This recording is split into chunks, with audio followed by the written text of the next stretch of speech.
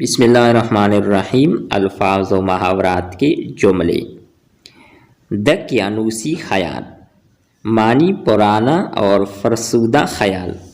جملہ دقیانوسی خیالات رکھنے والے لوگوں کا گزر بسر آج کل مشکل ہوتا جا رہا ہے۔ نصب العین، معنی مقصد۔ جملہ میرا نصب العین ڈاکٹر بن کر دکھی انسانیت کی خدمت کرنا ہے۔ متصادم، معنی ٹکرا جانے والا۔ جملہ جدید تہذیب کی اکثر باتیں اسلام سے متصادم ہیں۔ خد و خال، معنی نقش و نگار۔ جملہ لطیف میاں کے خد و خال بالکل اپنے والد سے ملتے ہیں۔ دھرتی پوجا، معنی وطن کو پوجنا۔ جملہ اقبال نے آغاز میں شاعری کے ذریعے دھرتی پوجا کا پرچار کیا۔ تغیر و تبدل، معنی تبدیلی۔ جملہ موسمیات کے تغیر و تبدل نے ماحولیاتی نظام پر گہرا اثر ڈالا ہے۔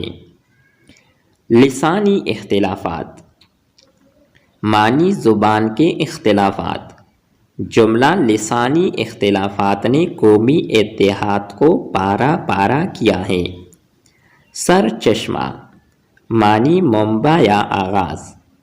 جملہ قرآن مجید تمام علوم کا سر چشمہ ہے۔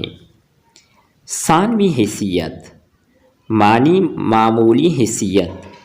جملہ ہمارے معاشرے میں استاد کو ثانوی حیثیت حاصل ہے۔ امتیاز، معنی فرق۔ جملہ نسلی امتیاز نے قومی وحدت کو پارا پارا کیا ہے۔ اس ویڈیو کا آج آخری جملہ ہے نگہداشت، معنی دیکھ بھال۔ جملہ تعلیم یافتہ ماں ہی صحیح طور پر بچی کی نگہداشت کر سکتی ہے۔